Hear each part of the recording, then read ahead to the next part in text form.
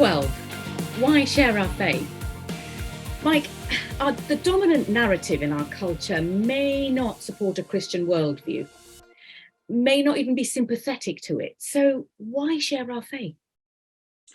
Well, Nudrat, the world is full of challenges, isn't it? You know, you think of climate change, global poverty, you think of the obesity crisis, mental health. You know, we can just go on about the challenges that we face.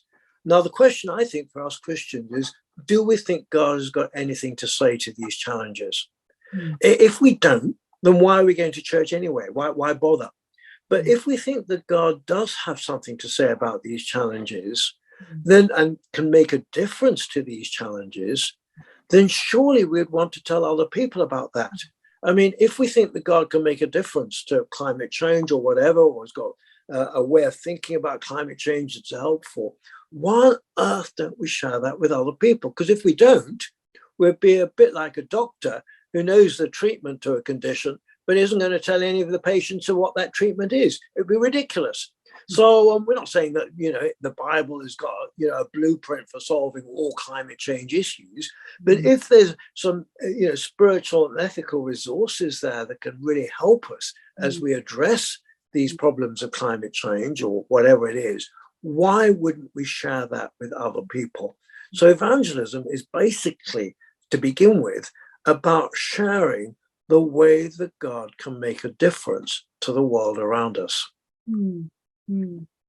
God inviting us almost, isn't it, to partner with him in some of the challenges that are going on that we recognize.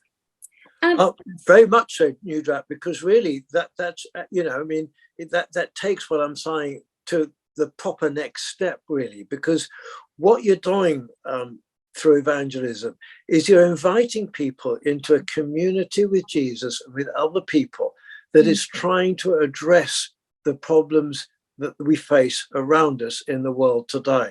So whether it's loneliness among older people, or whether it's supporting children with learning disabilities, or whether it's providing food for people in real poverty, or whether it's campaigning for a better local environment. Churches are doing all these things and more. And what we're doing through evangelism is saying to people, do you want to be part of a community which is addressing the really big challenges of the world that we face? Do you want to come and join us and be part of that and contribute your skills, your gifts to this community as we try and create a better world with a fuller life for people, not only for ourselves, but for people round about us? Come and join this community with Jesus Christ, whose passion is to create a world where life is fuller for more people. I wonder whether that may make it sound as if Christians have got all the answers. Yeah, Nudrat, this is the great danger, and I think many of us have been burnt by Christians sharing the gospel in such a way that you think, wow, the last thing I want to do is to be a Christian if I have to be like that. And sometimes that involves arrogance and dogmatism and so on, which is just deeply unpleasant. You know, when we share the Christian gospel, what we're doing is having a conversation with people. That's what it's about. You're in conversation with people and you're saying, well, you know, this is what Jesus means to me, but tell me, you know, where are you at? Do you believe in God? What does God mean to you? Or do you have a spiritual longing or a spiritual perspective? You know, what does that mean to you? Or maybe you don't have any spiritual perspective because you're a complete atheist. That's fine. Tell me what that means to you. And so really in the conversations that we have with people, we need to go into those conversations as great listeners. We spend our time listening to folks and what they're saying. We learn from them, because as we listen to people with different faiths, people perhaps who've got no faith, we learn from their experience and their perspectives, and our picture of the world and perhaps even our picture of God becomes fuller because of the insights that they share, because God can be at work in their lives. They may not be Christians or churchgoers, and they may not see themselves as followers of Jesus, but God is still working in their lives potentially. So we can learn from them what God has been doing in their lives, and then at the appropriate time we begin to share our own experiences of Jesus. And I often say this to people, we share at the level that the relationship can bear. Don't share things that are too heavy for that relationship at that stage. What weight can the relationship bear?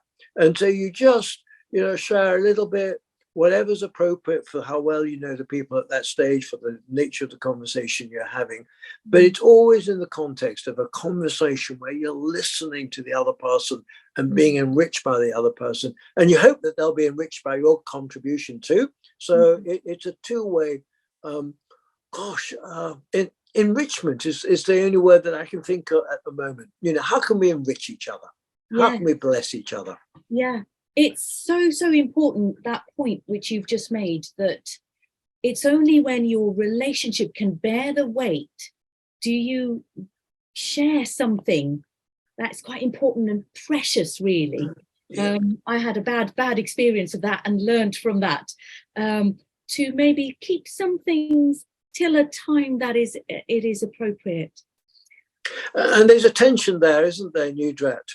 Because you don't want to share things that are really close to you if you're not sufficiently close to the other person. But if you're getting to know the other person quite well and you hold back on this really important arena of your life, which is your spiritual encounter with God, however you do that, if you hold that back, well, you're holding back part of yourself from that relationship, which has the potential to draw closer. And so you then put up almost an invisible barrier. Yes. Between you and the person, just because you've decided to hold back. So it's keeping that balance that is so appropriate. Yeah, that tension. You're absolutely right. Yes, because that is a part of us that we really need to share if we're truly in communion and in community with others. That's been brilliant to hear that. So some things that I've taken from our conversation, which are really, really important. God has something to say about the challenges that we face in this world. Challenges on a human level, creation, even, because it offers us some spiritual and ethical resources. As a community to come together to do something about these challenges, that's the motivation that helps us to share our faith. And I love the fact that we can get a fuller picture of who God is when we are in conversation with others, especially people from other faiths or no faiths.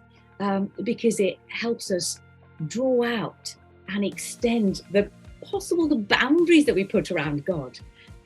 It's been brilliant talking to you, Mike. Thank you. Thanks, Nudrat.